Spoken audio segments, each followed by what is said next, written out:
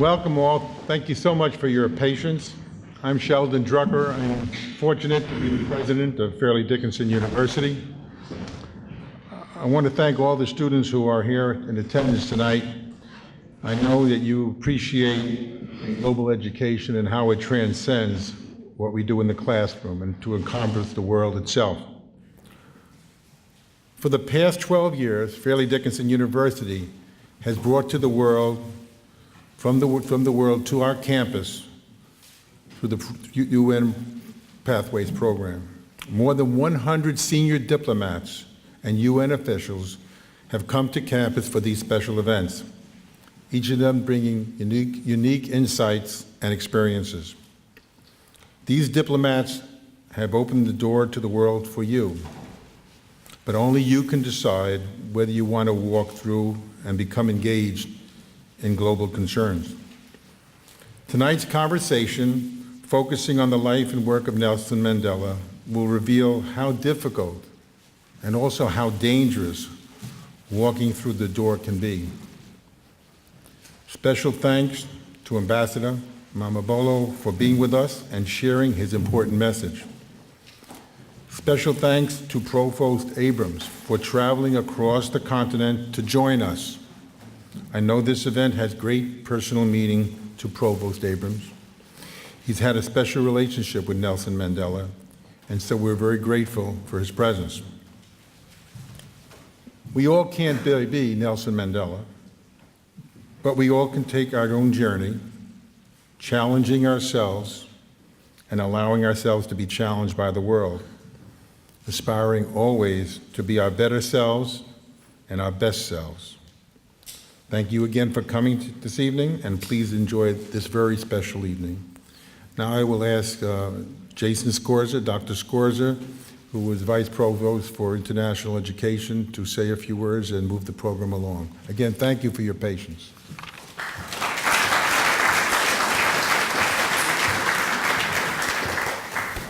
Thank you very much, President Drucker, and thank you, all of you, for coming out this evening on such a windy, rainy, outright nasty day.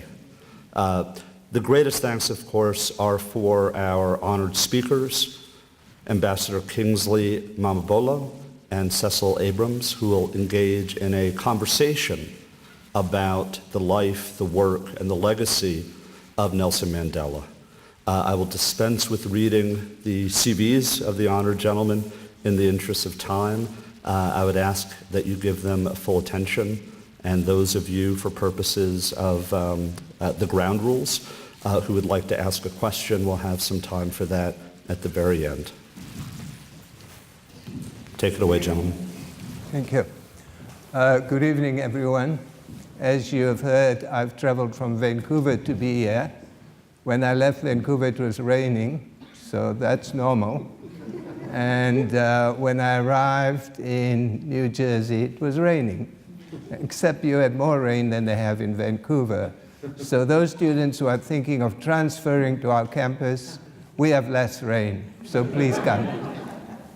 It is really a great pleasure and an honor to be on the same podium with South Africa's permanent representative to the United Nations, His Excellency Ambassador Kingsley Mamabolo. The ambassador is probably, and I say probably because we haven't done a good census at home, probably the person who knows Africa better than most people who are in government or even living within the country. He began his work in Africa when he was very young, and he's already served 30 years for both the African National Congress as well as the government of South Africa over this long period of time. He's been involved in so many things on the continent, and many times he's been involved in conflict resolution, assisting to bring the important peace that we need on our continent. But this evening, we are going to speak, and I hope he is our main speaker, and I hope he will feel free to talk to us about his memories of our great leader who passed away recently and whose legacy has not only touched us in South Africa, but has been of great value to the entire world. So I'd like to begin by asking him to talk a little bit about his impressions of President Mandela, who is more commonly known to us by his clan name, Madiba. And I'm going to ask him if he would like to say some things, some personal interactions he's had with President Mandela, and things he would like to note and explore that helped to create the legacy that we have of Madiba. Thank you very much. First, let me say how very sorry we are that we came very late. I was saying to my colleague when I came on here, told me that this is the long road of Madiba's struggle. But finally, we're here, and it's an honor to share the podium here with Cecil Abrams. And thank you for your patience. About Nelson Mandela, let me say, people will tell you that once he comes in here, there are those people who are just generally gifted. If he comes here, he won't go unnoticed. His stature. Coming in here, even if you didn't know Nelson Mandela, you're bound to say some important man has come into this room. He had all about him. But he would quickly put you at ease with his smile. It's only when he smiles that you begin to realize, to relax. He had that gift of doing that. As you know, he comes from the traditional background. He's a chief. I don't know, I've met some chiefs who you don't recognize as chiefs as you go along.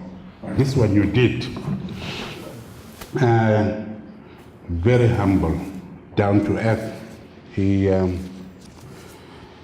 has the ability not to claim glory all the time. He quickly refers to the collective. There are a number of things one can say about Nelson Mandela. If people who know his background, you would know that when he was in prison, he was not the topmost leader. He was very junior, actually. Because I think when Nelson Mandela was arrested, he was really the Transvaal leader. Of course, also MK. But he was there with giants, with other leaders. Walter Sisulu was his mentor and so on. But his qualities made him rise and shine. His qualities made the others. This is where I also give credit to the entire leadership of the ANC, because they were able to say, the whole world recognized this man. Maybe we should also lift him up and put him there. And they actually stood by the side and let him take leadership. When he was released, the regime was pushing a double strategy. One, would release him and gain credit for his release. Second, they had hoped it would create confusion. Because you had other leaders like Oliver Tambo, who had been running the ANC and fighting, and who had gained credibility in their own rights as leaders. The first thing Mandela said when he came out and was asked by journalists was to say, look here, I must be fair to my leader. Even before I talk to you, I've got to go to Lusaka and hear what Oliver Tambo says. And there we knew immediately that there is no way in which he is going to compete, which has been the sickness, the problem of many African leadership. We fight for leadership. We kill each other for leadership. And Mandela was ready to say, if I am not there, if there's leadership that already exists, I'm ready to be subservient to listen to what that leadership says. And as I say, the reference to the collective at all time. Mandela's name, as you know, is synonymous with fortitude and humility. He also had a tendency to be very difficult.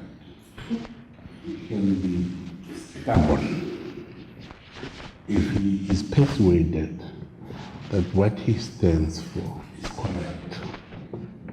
It becomes very difficult to shake him off that. I know a number of my colleagues who were young, who were members of the National Executive Committee, and some of them would complain that in the meetings of the National Executive, they would see that no, but the position that Mr. Mandela is taking is not correct. And they would be trying to explain to him, no, sir, please, we can't go that way. Give this long explanation and justify your explanation. And you would emerge and say, yeah, I've heard you now. But you still have to listen to what I say. Of course, that would frustrate them. That would frustrate them. The one person I respected most was his friend, Oliver Tambo, who by the time, they all met and were working together, was very sickly. And the young brand of leadership knew that to get Mandela to change his position would be to go and talk to Tambo and say to Oliver Tambo, look here, the president is going the wrong way, and if you could get Tambo to agree with you, it would only be Tambo in that meeting who would say, Mr. President, sorry. By the time Mandela had assumed presidency, you scare me. We can't do that. It's the only time that Mandela would begin to listen. He would be very stubborn. But again, the other quality about him is his ability to go against the flow. It's always easy. Many people exercise leadership to just go in the direction where everybody goes. I've seen him in action, going against a popular flow. I don't know if you know, many of you would know a man called Chris Hani. When Chris Hani was killed, was one of the leaders of the struggle. We just come back, we were beginning the negotiations, and some of the right white elements who were there had decided then that no, maybe we took a wrong position by allowing this, because elections were going to lead inevitably to an ANC victory, and they started creating problems. One of the things you'd want to do is to kill some of the leadership, and you must know that the one community was armed, the blacks were not. So let's take us back to conflict and fighting. And the assassination of Chris Hani was a big issue. It was a turning point. I was at the stadium when we had this memorial service for Chris Hani. I've never seen anything like that. We were all angry as blacks. We were fuming. And you had a number of speakers. It was very easy to incite blacks against whites there. This whites, the struggle in South Africa was about blacks and whites anyway. And so you had speakers. I remember a guy called Harry Gwala. Those who are following the history, as I mentioned, the name, who could speak. He was disabled a little bit, and his hands were like this and that. But he could spit fire. And was saying, no. The stadium was shaking. Wow. Applause and so on.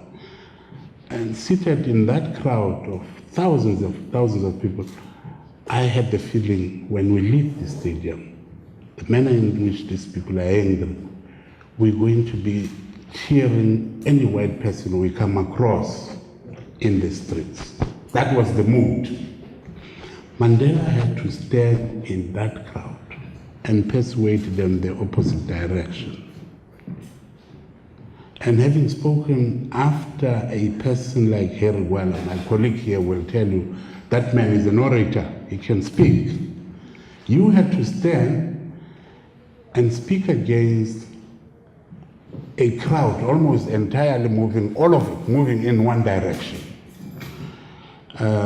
and tell them that their position is wrong. And that's not easy. You could even see the mood changing a bit. People were murmuring in the crowds and so on, and so they were not quite convinced. But he managed to tell us in that meeting that that is exactly what they want you to do. They don't want you to pursue this path of negotiations and elections. They want you to go back to war, which war you would not win. This is the path we have chosen, and as your leader, I mean, when the crowd even started wanting to be rowdy, he said, well, I am your leader. You have elected me as your leader, and you're going to do exactly as I am saying. Now, that is one quality of leadership. Many occasions we would tell the ANC leadership when they say, oh, the people won't accept this, no, but that's why we are leaders. We are there to tell them what is the right thing to do. And that is one quality I admired. But before I conclude about Mandela, let me say that for me, what also impressed about Mandela, which we all know, is that he brought to South Africa and to the world the spirit of forgiveness. Mandela said 27 years, and he says, as I was walking out of that prison, I knew I had to leave all my bitterness with this prison that I'm living. As I march out through that door, I must not carry that baggage, because perpetually my life will be in bitterness. I have no doubt I have met in my life a great leader indeed, who has contributed to South Africa, who has contributed to the international community. Personally, I was his ambassador, appointed by him to be his ambassador to Zimbabwe. And so I had personally many interactions with him. Immediately after his release, after he was made president, he came to visit Zimbabwe, engaged with Mr. President Robert Mugabe, and so we had quite a number of things that we were doing. One of the things he was doing there, he had come, I remember one of his missions was to ask President Robert Mugabe to release all the political prisoners who had something to do with South Africa, the South Africans, to say, we're now past all this now, we are starting afresh. Please release these people. We don't want to have any baggage. And so that would be your way of contributing to our struggle. Thank you. Thank you. Obviously, in my view as well, I think that Mandela's concentration on reconciling people in a country that was so set on destroying each other, for many of us, especially those of us in exile, it seemed unlikely that the day would come that indeed we would reach a point where we could actually connect with people that we thought we would never connect to. I remember on one of the occasions when President Mandela had invited the King of Sweden to South Africa. This is during the democratic period. And then the King of Sweden the next night invited many South Africans to a hotel to come and have dinner with him, a buffet dinner. And I stood in a line right next to the former president of South Africa, F.W. de Klerk. And all that I remember about de Klerk as a person is that this man I would never shake hands with. This man I will never have anything to do with. And here I found myself in the same line with him. And President Mandela had made this possible for us actually to be in the same line and to begin to talk to each other. And this seemed to have been one of the big issues that he was quite well known for. I remember also a story which I tell, and I told him that when I was quite young, 9, 10, or 11, I was playing football or soccer in a in a patch of land which was known as Red Square only because it was a patch of land where you could play.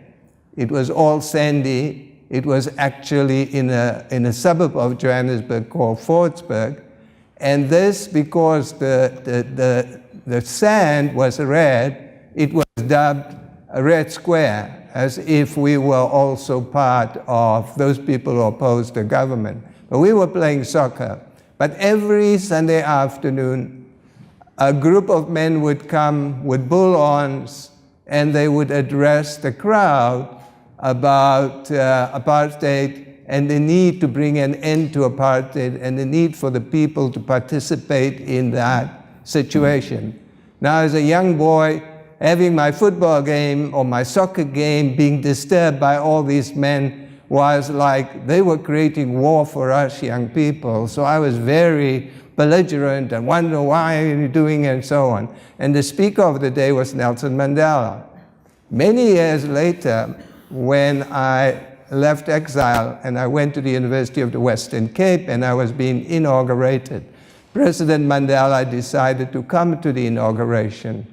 And one of the first things I said to him is, Mr. President, told him the story, and he said, okay, I'm going to start reconciliation with you. Let's shake hands. And so we shook hands, and then he took his hand and said, I'm not going to wash it for a whole week because now I know we're friends again.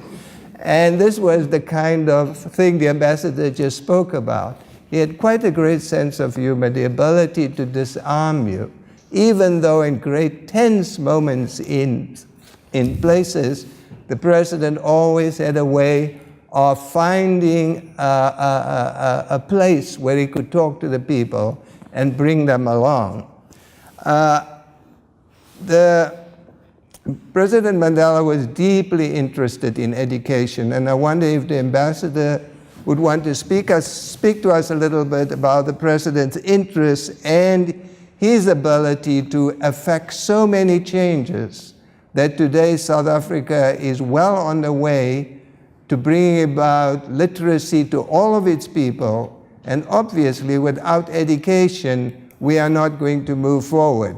Having also been in education, I had many opportunities to meet and speak with the president about education, and he made it quite clear all the time. He said, we are not going to reach all our goals if we do not educate our people. And one of the brightest things about South Africa, in the Southern Hemisphere where schools begin in January, every January, the number of children that go to school increases by at least 1 million every year. So that clearly this is one of the legacies that will stay with us. I wonder if the ambassador would like to talk about that aspect, namely the drive to have an education for all South Africans. Thank you. I think for me, the biggest education that he gave to all of us before I come to the formal education was to the blacks and whites, the reconciliation. We need to reconcile. There's a story I was telling yesterday about Mandela, and I want to tell it here, that when some two gentlemen, Mr. Trevor Manuel and Mr. Denny Jordan, you would know them. They are also very popular in South African history. Went about campaigning for Nelson Mandela after he came from prison. They were sent to Western Cape, an enclave somewhere, some white community down there in Western Cape. And as they were addressing this, you can imagine this was just a transition. We're beginning to have a new government, which is a black government. And so they were trying to persuade this white community that, we must vote for this. Some two old ladies stood up in the crowd and said, but who is this Nelson Mandela? What has he done to warrant us to support him, make him a president? And they were genuinely asking, they had not heard of Nelson Mandela, or they pretended they didn't. Has he been a minister before? No, came the answer. Has he been in parliament before? No, came the answer. What, has he been in local government? No. And so what has he done that warrants us to support him to become president? And it became worse when they discovered that, no, the man actually has been in prison. So really, but you can't be serious. This is ridiculous. Are you trying to say we must take a prisoner and make him a president? So Danny Jordan and Manuel did not know what to say. How do you explain? And they could just simply say, but look at the man. The man walks like a president. Now, the moral of the story is that after his first term, when Mandela was now saying, I've had enough, you remember he said 1 term and 1 term only. The national executive of the ANC and everybody was trying to say, please, please, please. And he said, I said 1 term and 1 term only. Those 2 old ladies phoned and said, you came here to persuade us to vote for Nelson Mandela. Now we want you to go back to tell him that we think he has done a good job and we want him to stay for the 2nd term. Now, that to me is the biggest education, that he was able to persuade everybody, both black and white, that we can live as one. It doesn't matter under which presidency, whether it's a black or white presidency. In terms of what you're asking specifically, education, Mandela has focused on a number of things. Education is closest to his heart, and health. You would know that there's a big campaign in South Africa now, for example, to try and build a Nelson Mandela hospital as a way of honoring his legacy. Education, I don't know how many people have been educated under Mandela Foundation now. Part of the foundation that has created has really focused on education. And many people have been given all sorts of scholarships and so on.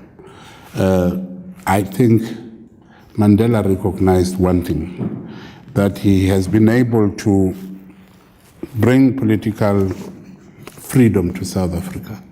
But a lot remains to be done in terms of educating, particularly people who were marginalized before, in bringing to them health, in bringing to them better life socio-economically and otherwise, focused on such issues during his presidency as food security, shelter, and many other issues. Let me say in brief, unfortunately, Nelson Mandela, because we still have those problems in South Africa today, we have not been able to. South Africa is doing very well, by the way, economically. Infrastructure, growth. If you look at what the government has done, our biggest struggle as that government that is in power is that this growth has not really trickled down to the ordinary man on the street. So you would have a situation where people say, I can see all this, I can see the airports, the roads, and so on, but how is that affecting my life? On the whole, I mean, if you have that, lives are affected and lives do change. But the fact of the matter is quite a lot remains. You weigh that against the huge expectation. The government will say, look, we have been, we're trying to trend the tide against the oppression and marginalization of about 300 years or so. But the people are impatient. The people say, well, you've been there 20 years. You don't expect us to wait another 20 or 40 years or whatever. We want it now. And this is a part of the problems you have in education and what have you in South Africa, in health, what we call, sometimes you see demonstrations, people, they call them service delivery. It's a sign of people being impatient with what they see as slow pace. In reality, when you look at it, there is movement in education and everything, which is a legacy of Mandela. But the fact of the matter is, we are not meeting the expectations quick enough. We're not meeting the expectations quick enough. I would want to say, Cecil Abrams, that to me, Mandela has played his part. It's for the remaining leadership now to take and make other transformation. Just to weigh and judge, before I hand over to you, the weight of what Mandela has done. I keep saying to myself, Middle East would have been nothing in terms of the bloodshed that we would have had in South Africa. People have to remember that this is the one man who, the so-called miracle, who performed that, who brought about a peaceful situation, peaceful change in a situation where none expected it. And I tell you, with the kind of weapons that were doing their rounds, the kind of heavily sophistication you have in the South African army, we would still be killing each other today. Your Middle East, the struggle with Israel and the Palestinian, I can tell you, is nothing. And so indeed, I want to say he has done his part, for which we are truly grateful. A lot still remains, also in the area of education, health, shelter, and many of those areas that I've spoken about. Ambassador, when President Mandela died, it clearly was not a death that was felt in South Africa alone. It was felt everywhere. It was hard to find anyone who did not hear or knew something about this death. And it was a grief that was expressed everywhere. So clearly the legacy which he left, and you've just referred to some aspects of that legacy, affected and will continue to affect South Africans for a long time to come. But how do you see that legacy also affecting the world that we live in? Would you like to say a few things about it? And also, what is the role of the United Nations, and how did Mandela react to the United Nations in terms of his understanding of the world and the legacy he has left now for the world? Thank you. The legacy of Mandela is, he showed us that there can be nothing better, I say, than peaceful resolution of conflict. That's number one. We must resolve our problems through negotiation, through mediation. But he also demonstrated the need for reconciliation. Don't harbor the bitterness of the past. He has also been great in ensuring, in making sure that, which is an element, by the way, that is very rare sometimes in Africa. Don't hold on to power,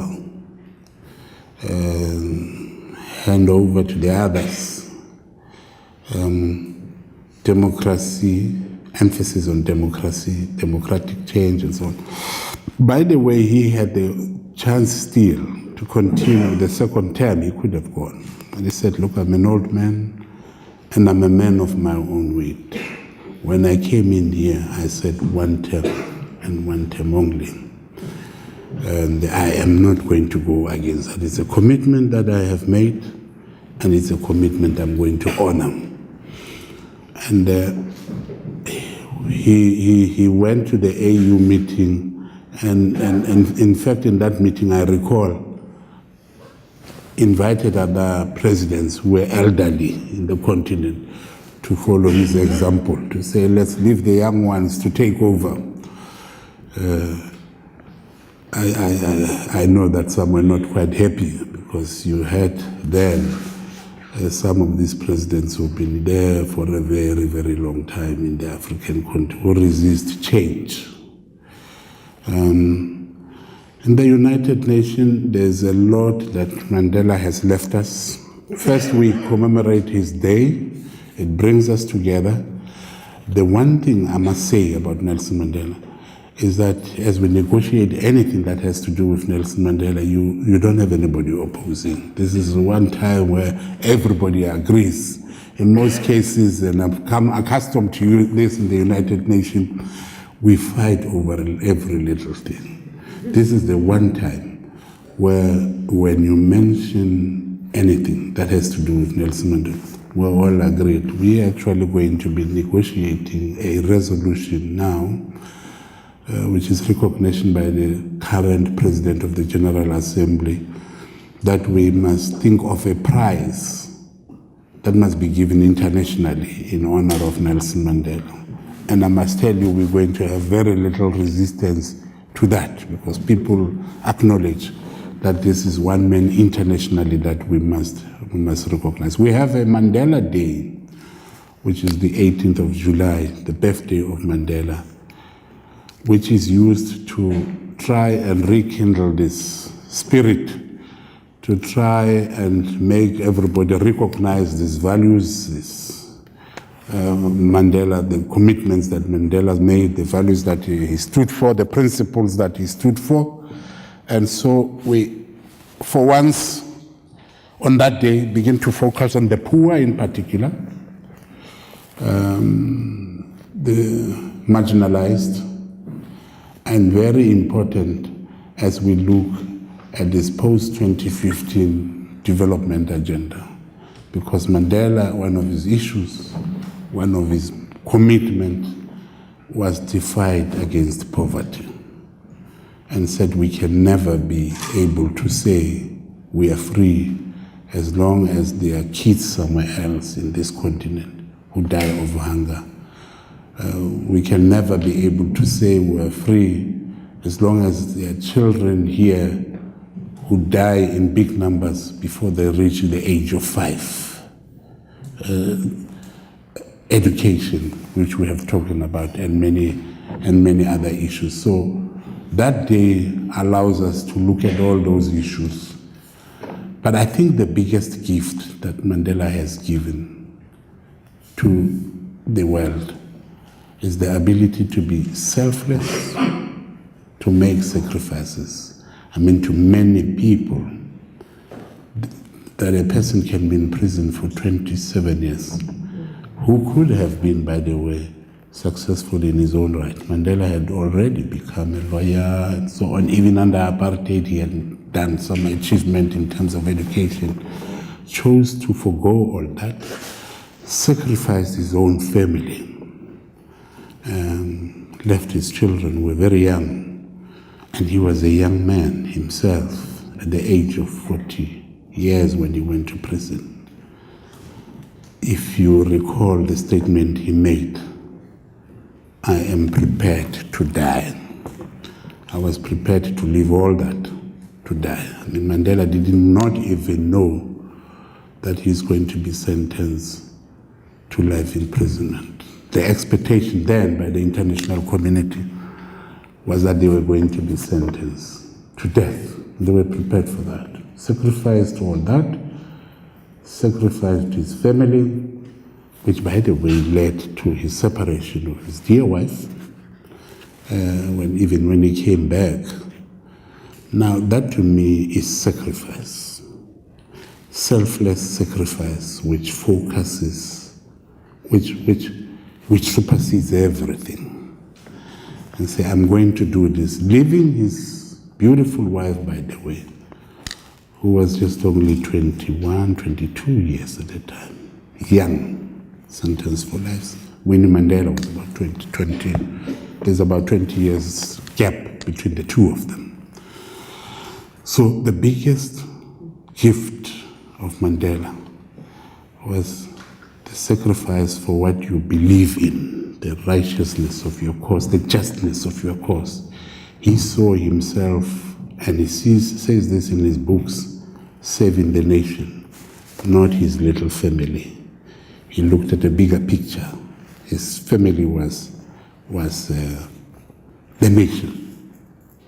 His family was the freedom not only of South Africans, but internationally of all people who were marginalized, who were oppressed, who were deprived of food, who were dying of hunger. He was committed to that. And in addition to that sacrifice is the ability not to be bitter. I still find it difficult even today that you can come 27 years out of prison and say, look, forget about all this. Those who had not suffered like him were much more angry than he is. Let's go for these people, let's do this. No, hold on, we don't want that now. It's not time for all that, it's not going to help us. Let's focus. We're going there, we want to build a South Africa free from hatred, a South Africa in which all South Africans belong, black or white, a South Africa which we will all live in peace with one another. Let me conclude, Cecil Abraham, that I have a feeling that we are getting to that South Africa. We struggle. And I give a little symbolic example. If you look at the rugby matches, 1995, when we went there, 1996, we go to a rugby stadium. We had just introduced our new colorful flag. That flag tells history. It's a unity flag. But you still had the community separate and refusing to accept this change. If you look at the rugby stadium in 1996, you would see the old flag flying. You will not see one flag of the new flag. But if you start looking at the pictures around 2000, you begin to see a pocket somewhere of the new flag making. By 2000, 2005, 2005 or so, the new flag had gone right around the stadium, and a little pocket flag of the old flag somewhere at the corner there. Now that to me tells a story. What it says is that black and white South Africans are embracing that flag, are embracing a new South. We may have our own political differences like with any other society, but we're beginning to say we're South Africans. Today you go to any rugby match, you don't just see the entire stadium with the flag. You see thousands and thousands of black amongst the crowd that has come to watch, which you would never see during that time. That to me is a sign of unity. When my son at home says to me, Dad, I want to bring my friends to come and spend a weekend. And I say yes, expecting that the friends would be blacks. And you look, they come dragging their white friends, you say, my God, then we are moving. We are moving, because during my time, this would never happen.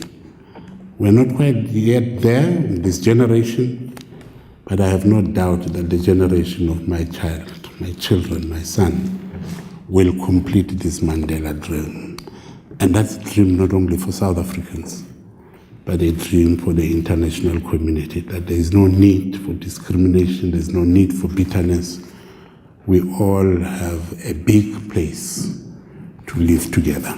Thank you. I think at this stage,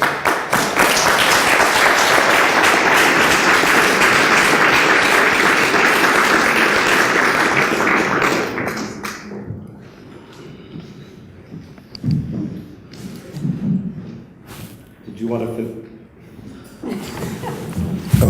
want to finish that, Paul? No, I thought maybe this is a moment when the audience would like to participate with the ambassador. I think that's a splendid suggestion. Oh, okay. Who'd like to ask a question of either our honored guest, the ambassador, or our equally honored host, Provost Williams? And don't be shy. Ready? I welcome you as a fellow South African to our beautiful campus. I'm here because of being part of the anti-apartheid movement years ago as well. And during the week, I posted on my Facebook page to all of my nieces and nephews in South Africa who will be voting for the first time, because they're 20 and 21, on May 7th. And they are all so excited. So I posted an article that the Guardian newspaper had published, focusing actually on 20 years of freedom. And the freedom generation is the born-free generation. And there's this amazing video that the Guardian created where they interviewed kids or young people who are going to be voting next week. How do you think we should or can, as South Africans, inculcate and keep them aware of the sacrifices that others made in the past, so that they can enjoy this freedom? Like you know, I have family in South Africa, and young people today seem to think that they actually find it as hard as my kids who live here to really truly understand what apartheid meant for us. So how can we continue to make them aware of the need to honor that legacy?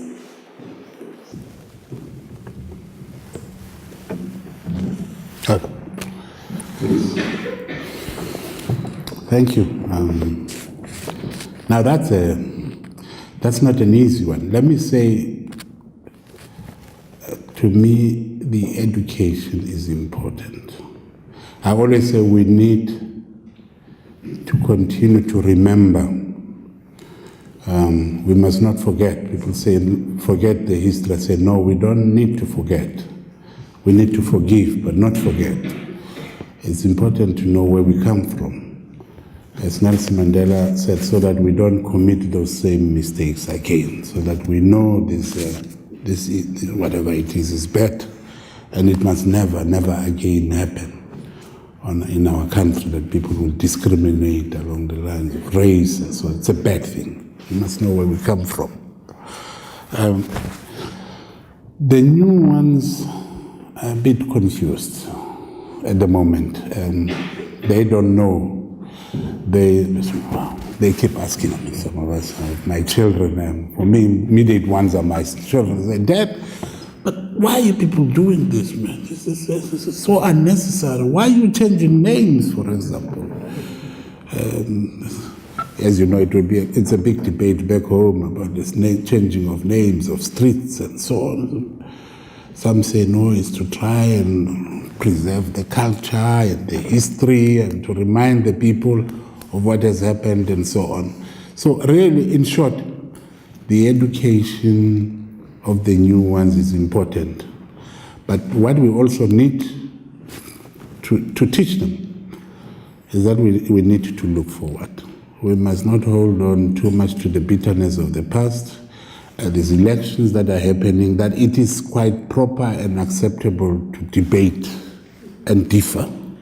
Hence we have all these different political parties. Give them space, everybody have their own space. Let them give their own, but clearly to me we need to work hard on the history, which we teach in schools. As you know, the history was distorted. There is portrayed one group as brutes and barbaric. culturally and otherwise. We have not even started beginning to write about our new history and to teach. And somehow those who were involved in the past are not writing as fast as they should. And to me that would be a pity, that we don't record what has happened in the past. It's important to get to know what happened in the past, to change the syllabus even drastically, to make sure that we teach the correct thing, that would say the past is gone, but this was the past, and this is the future we're looking at.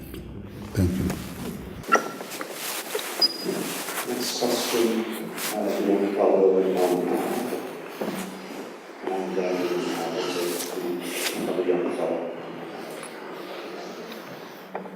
Great. Thank you both for coming out, and thank you to the school for doing this.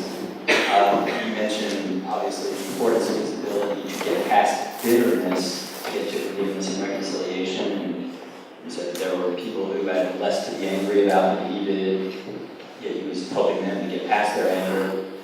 How did he do that? I have less to be angry about. I have nothing to be angry about. I get angry when the car cuts me off or something. How did he have that ability? Well, you know, let me tell you, you've got to have certain qualities to do that. I struggle myself, coming from that background. Sometimes I tell myself, no, it's the past. But somebody does something and I look through my window, it's on the road. Let me talk about road, what do you call it? Road rage. A driver and somebody hoots and look at some young white fella. It's not the past, I want to go there. Already you slide very quickly to that. You think it's during the apartheid days, I'll show you. It's not so much about the car, the mistake he has made. You quickly remember the past. That is why I say, to me, the change really would come with the children who are clean, who don't know all these things. And that is why we have to create these fundamentals, tell them, move away from that, do away. Unfortunately, it's not an easy thing to die because we carry this baggage and we pass it on to our children. My kids, my daughter was complaining, said, Dad, it's very funny, we grew up together with them. But once we started reaching a certain age, like 16 or so, you start seeing the one group go there, the blacks remembering their blacks, the whites remember, this is mixed school, and they grow up together. And it can only be a baggage that comes from the parents. Not everybody is Nelson Mandela. You're quite right. Not everybody is Nelson Mandela. But we can at least try to be going in that direction. We're not going to be Nelson Mandela, but we can at least make an attempt. I don't see it as something that would happen quickly. It's got to take time. We've got to start knowing that we can live together, which, by the way, because of our past, I have come to discover that we actually are moving quite fast in South Africa. I'm telling you, we are, even compared to many other societies. You come out and say, well, these people didn't have this. I think it's probably because we are very conscious about it. And we make conscious efforts to try and reach each other. And so I would say when you get a shock and say, oh, no, I didn't know they still do this kind of things. This kind of thing would never happen in South Africa. There were certain stages that were beginning to pass, which we're moving quite fast, even much faster than some societies which were not under the same kind of what you call. Look, how does he do it? You have to be a Nelson Mandela. It's very difficult for me to say what kind of qualities do you need to be that. I've just given you an example of why it is difficult not to be a Nelson Mandela in our situation, particularly when you come from that past history. By the way, it's only 20 years old. It's not a long time. And if you remember the terrible things that happened then, all the reason why it's difficult to forget and forgive. But we have to push on. We must go past. Otherwise, as Nelson Mandela said, we continue to live with the baggage and the fear of each other, and we can never build a successful society. You had indicated that both health and education were the two major areas of concern and interest for Nelson Mandela. There is an epidemic, essentially, of HIV/AIDS in South Africa. How is that being addressed, both in terms of education and health efforts? Well, sometimes you have to have a bitter lesson first before you can improve. It's true, there was a time when we fared badly, I think on HIV, and there were all sort of fingers pointing in all sorts of directions. I think we were not attending to the problem in a manner as we should. It took us also by surprise. It was taboo to talk about HIV in society. You become immediately marginalized when education took time to set in and people to begin to.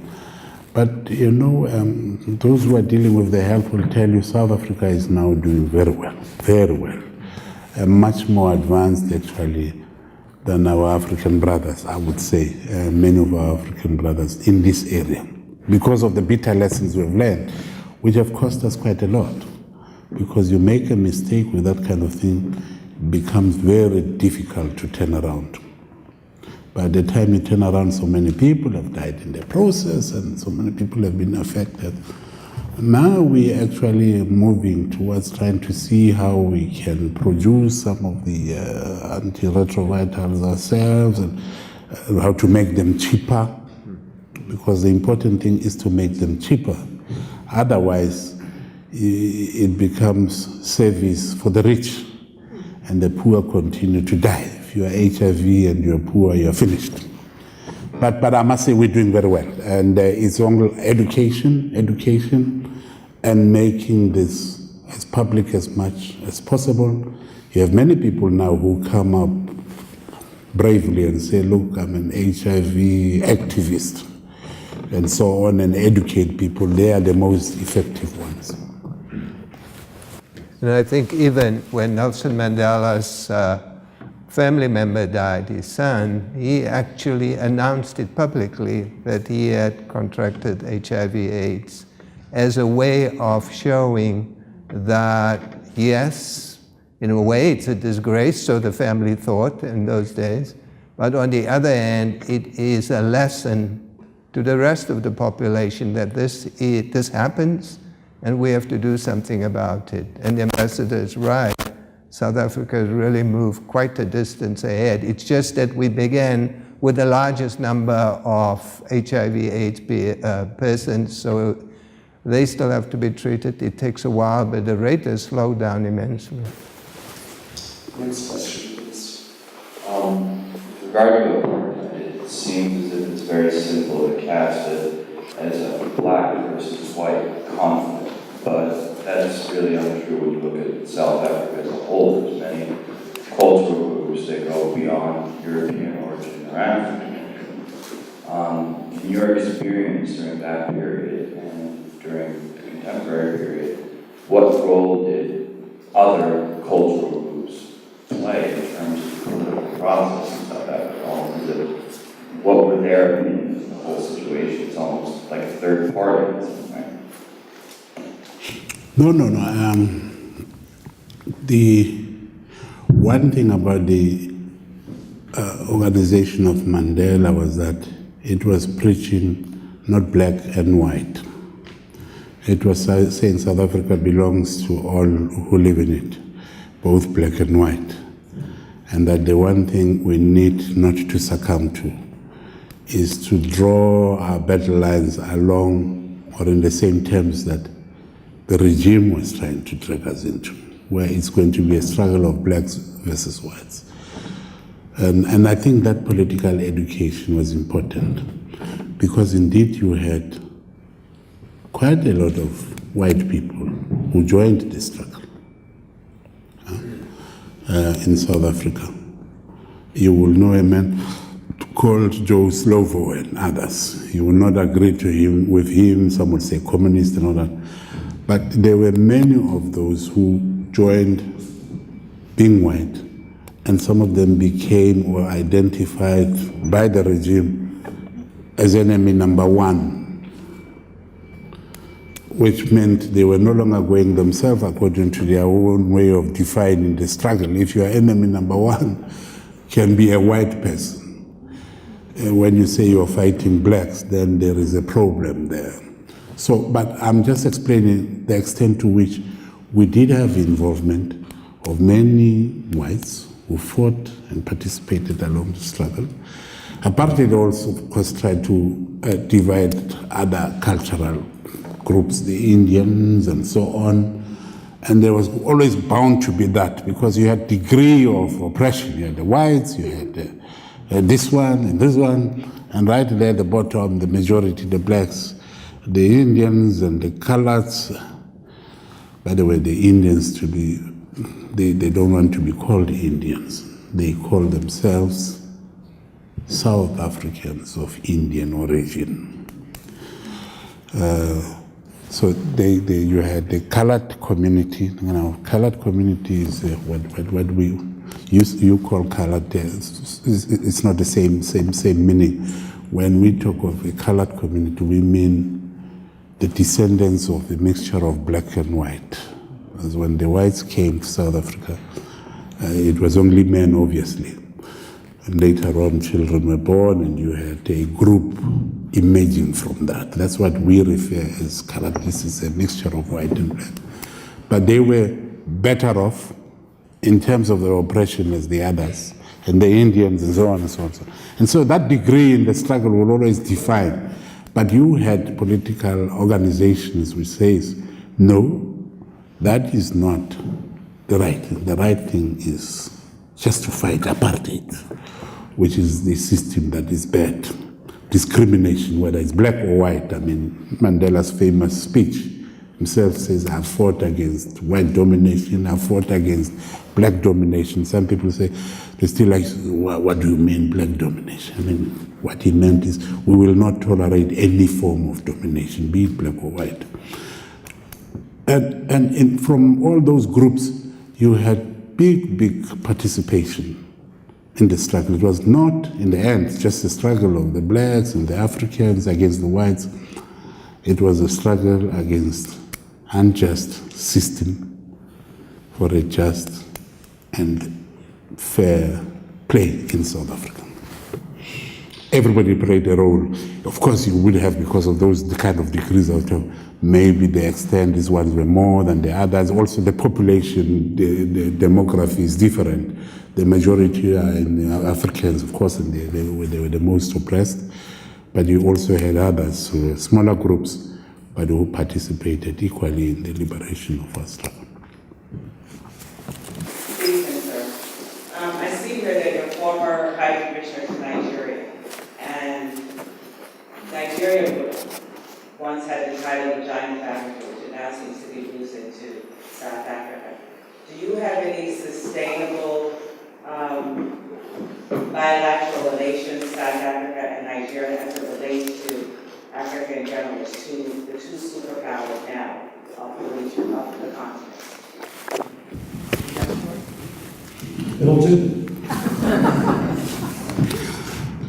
Sure, that's short. I'm not sure about the answer.